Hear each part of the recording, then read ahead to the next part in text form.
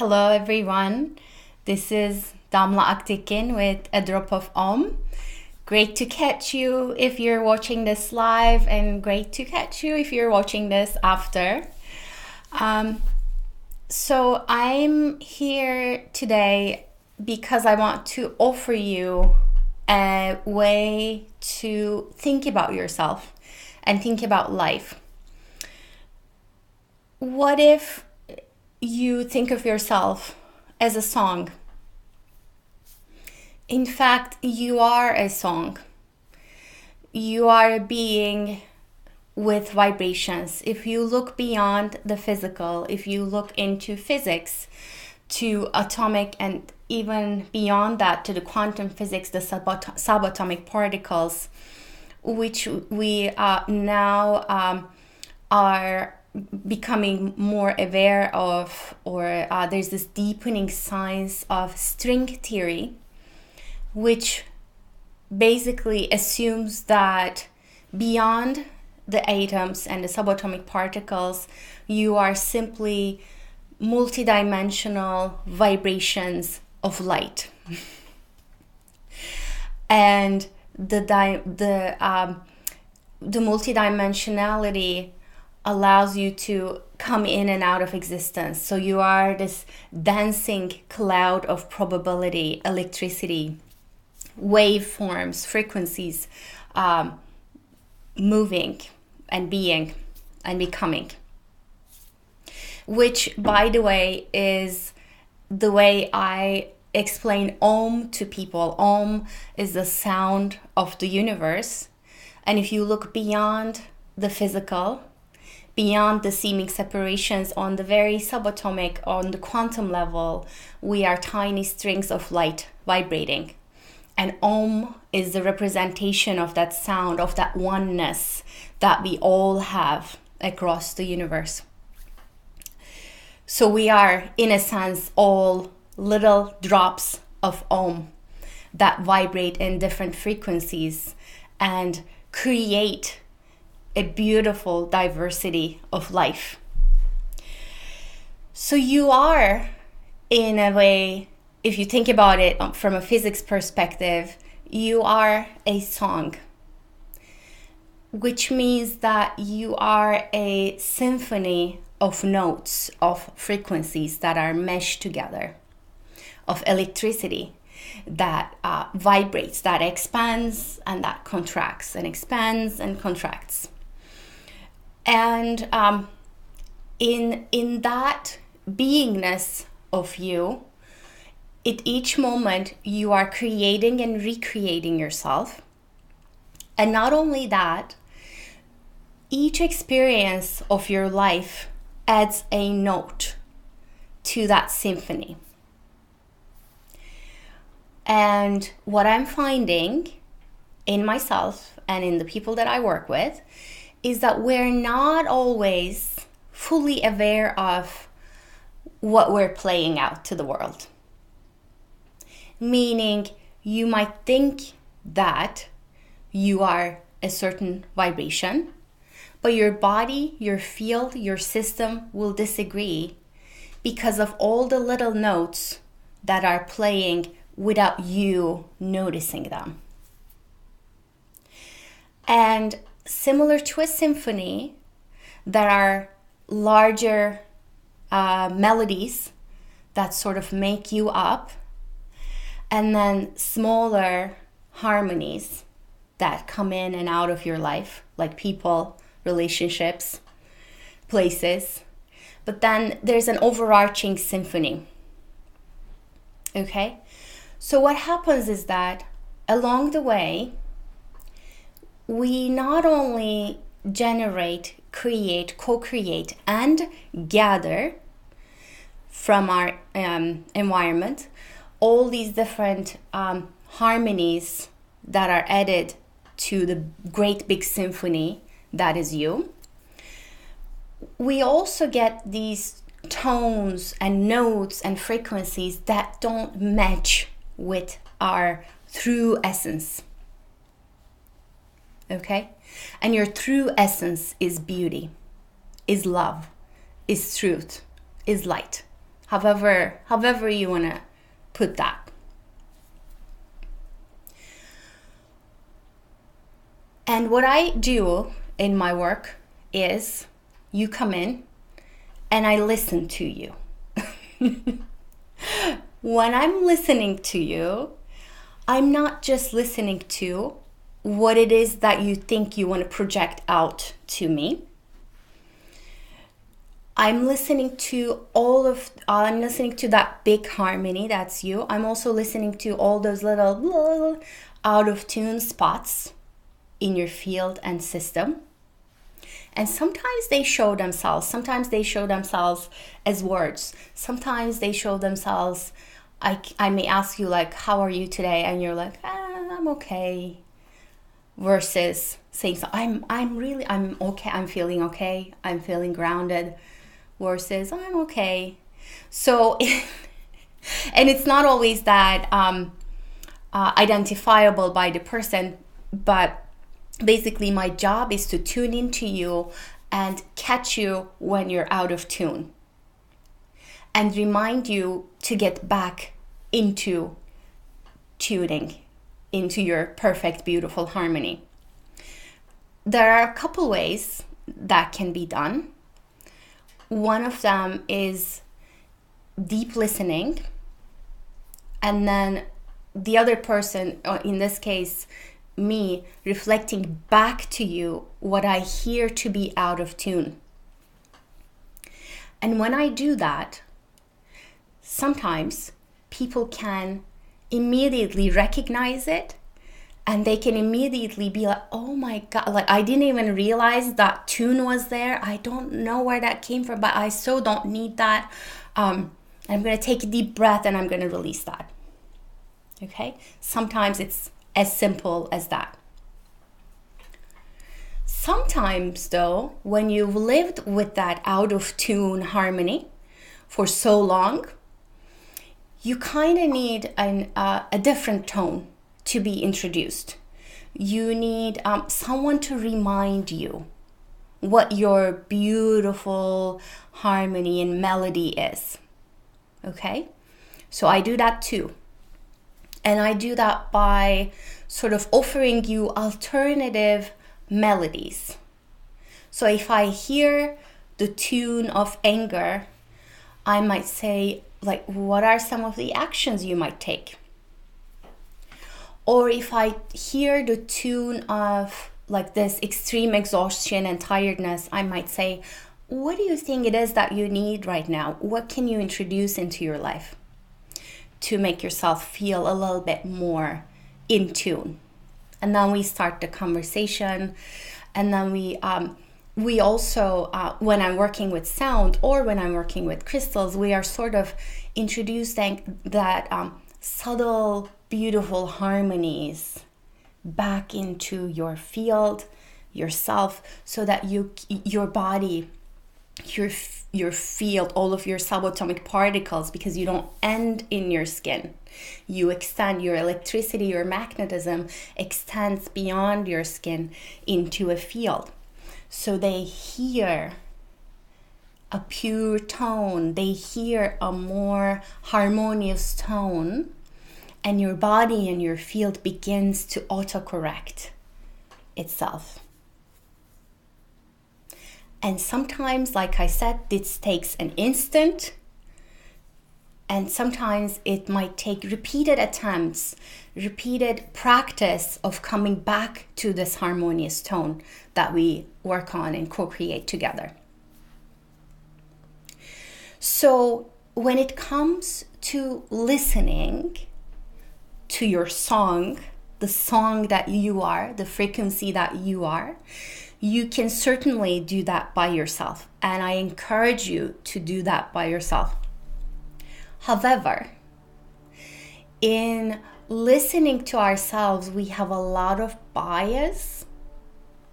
And there are things that we block ourselves from seeing and noticing. For example, if you have a particular pattern that you have been living with, such as unloading your anger towards someone else, you will be reluctant to see that as a pattern that needs to change. So in those instances, or let's say that you've been with a certain pattern and you know something is out of tune, but you're not quite sure what it is. You're not quite sure what it is, where to start, how to correct it, how to get back to harmony. And you've tried listening to yourself.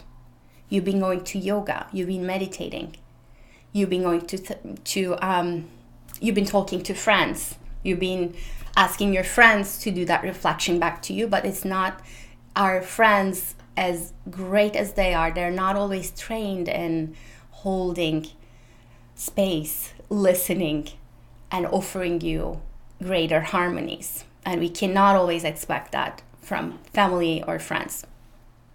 So in that case, you need someone like me, someone you trust, who knows how to read through what you're not saying. Okay? That's the important part. What you're not saying is equally as important, sometimes even more important than what you're saying. Also, again, there are things, it's almost like when you record your voice and then you listen to it, you're like, how do I sound like that? I mean, because what you're hearing of yourself is different than what other people are hearing and experiencing as you, as frequency. Okay? So, and the other part of this is you don't have to do it all alone all the time. Okay? Even if you're a healer who has worked with herself or himself, who knows how to self-heal, self-correct, self-identify and be with it all, sometimes we just need to be held. And listening, to me, is the greatest form of love, of holding someone. So I want you to consider those two things. Like, you cannot always hear yourself, and that sometimes you deserve that. You deserve, and we all need that. We need someone to truly hear us and understand us and to see and acknowledge that with which we know that we have known all our lives, or recently, or whatever, whenever that harmony comes up. We need someone to see, hear, understand that, and to offer us an alternative. Okay? And that's what I do in my work. Now, I want to come back to this idea of this way of thinking, that you are not your out of tuneness. You are not your struggles. You are not your anger, sadness, fear, or anxiety. You're not your addictions. Those are all out of tune particles that are trying to get to this harmony, this beautiful symphony that you are. But it's just not happening. And there are ways you can correct that. But underneath all of that, you have this grand, big, beautiful melody, which is you. And that's always there. And sometimes all you need to remember is, in the moment of struggle, is that you're not the struggle. This is something that's coming up to the surface to heal, to be balanced, to be seen, heard, understood, and released. So you can come back. You can come back in tune. Okay?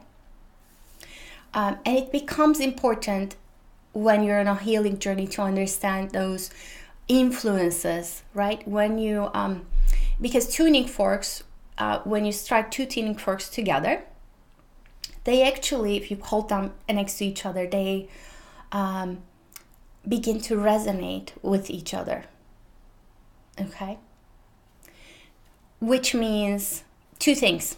First, when you put yourself back in harmony, you're not only helping yourself, you're helping everybody else who might be able to tune into you and autocorrect from la to to that goodness. Okay? And the second thing is you need to be very careful where you put yourself and whose energies you absorb and you resonate with. Which means when you're already out of tune, do you want to be on the phone with that person who's like super negative and comes from a place of blame and shame or whatever? Like you know what I'm talking about. So you need to be careful what energies, what people, what situations you're feeding yourself. There's a way to be in the center and feel harmony when you are around those situations, but you got to be able to say, okay, like I'm beginning to get out of tune here, and what this person said, oh, this is really getting to me, and you got to come back to yourself, because you cannot affect them while you're here. You're gonna keep getting affected by them. You kind of need to tune, harmonize yourself, and you need to remember that greater harmony, the greater flow of life, the greater beauty, the song that you are. So then you can be like, you know what? It's almost like I used to teach this at this yoga studio in Washington, D.C., which was across the street of the studio was a fire station. And every once in a while, when people were in Shavasana, the fire truck would go off. And the practice there was, why don't we incorporate this into our lives? This listening to the out of tuneness around us. Because that's life. That is life. Things are going to keep coming back towards you, at you. And these things are going to keep coming back up in you, which are out of tune. So it's your job to keep bringing yourself back and back and back to harmony, to your greater remembering, embodying your greater song. And you keep doing that every second, every millisecond, every minute of every day.